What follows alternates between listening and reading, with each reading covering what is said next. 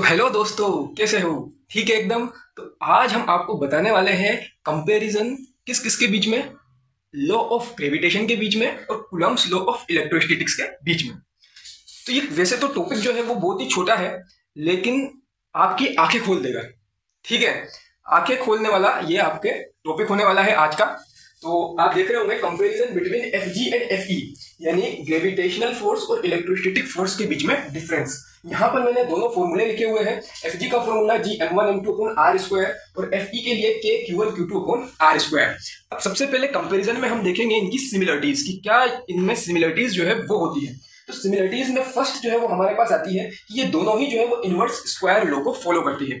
मतलब चाहे F G हो या एफ ई हो, दोनों प्रोपोर्शनल होती है वन अपॉन आर स्क्वायर के, या आप कह सकते हैं इनवर्सली प्रोपोर्शनल होती है आर स्क्वायर के। ठीक है, जैसे जैसे आर इंक्रीज होगा वैसे वैसे एफ की वैल्यू चाहे वो एफ जी हो या एफ ई हो वो डिक्रीज होने लगेगी। ठीक है, सेकंड सिमिलरिटीज हमारे पास आती है x along the line joining the centre of bodies, यानी दोनों बॉडीज को या आप कह लीजिए दोनों चार्जेस को जोड़ने वाली जो लाइन होती है उनके उस लाइन के अलोंग जो है ये दोनों फोर्स काम करते हैं। ठीक है, तो ये सेकंड सिमिलरिटीज इनकी हो जाती है। अब हम देखते हैं इनके डिफरेंस के बारे में।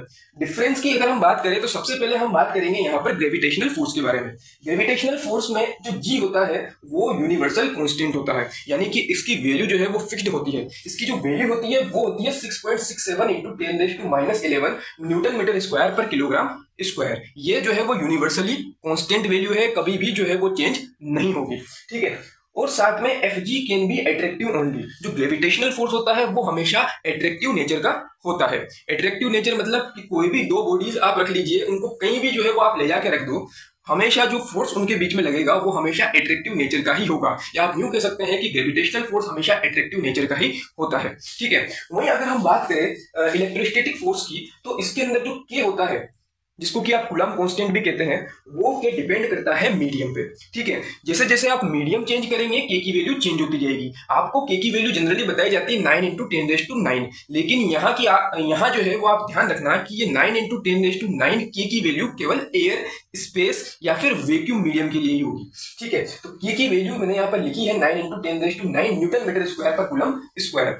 आप यहाँ पर देख सकते हैं कि F E can be attractive और रिपल्सिव। जो हमारे पास इलेक्ट्रोस्टैटिक फोर्स होता है वो एट्रैक्टिव भी हो सकता है और रिपल्सिव भी हो सकता है। कैसे? अगर आपके पास दोनों चार्जेस सिमिलर है तो वो फोर्स यहाँ पर रिपल्सिव होगा। ठीक है, दोनों चार्जेस आपस में एक दूसरे को क्या करेंगे? रिपेल करेंगे। और वहीं अगर दोनों चार्ज आपने डिफरेंट ले लिए, एक पॉजिटिव चार्ज ले लिया, एक नेगेटिव चार्ज ले लिया, तो उस केस में क्या होगा? दोनों के बीच में एट्रैक्टिव फोर्स होगा। तो वहां पर जो हमारा इलेक्ट्रोस्टैटिक फोर्स है वो एट्रैक्टिव हो जाएगा। ठीक है, तो ये जो है वो कंपैरिजन यहाँ पर मैंने आपको बता दिया इन दोनों फोर्सेस के बीच में। कभी कभी हमें क्या लगता है कि दोनों जो है वो सिमिलर होते हैं, केवल यहाँ पर जी को रिप्लेस कर दिया, के से m1 m2 को रिप्लेस कर दिया, q1 q2 से r स्क्वायर को रिप्लेस कर दिया r से। लेकिन मेन डिफरेंस जो है वो आपको यहाँ पर देखने को मिला होगा के और जी के अंदर। के जो है वो मीडियम डिपेंडेंट होता था, जबकि जी जो है वो एक यूनिवर्सल कांस्टेंट था। ठीक है, और यहाँ पे एक नोट मैंने यहाँ पर लिखा है कि इलेक्ट्रोस्टैटिक फोर्स और ग्रेविटेशनल फोर्स का जो रेशियो होता है वो अप्रोक्सीमेटली इक्वल टू होता है 10⁻42 के। तो ये डाटा जो है वो आप याद रखना, हमारे आगे न्यूमेरिकल्स में काम आ सकता है। ठीक है, तो आज के लिए इतना ही। कल फिर मिलेंगे एक नए टॉपिक के साथ। तब तक के लिए धन्यवाद, शुक्रिया and have a nice day.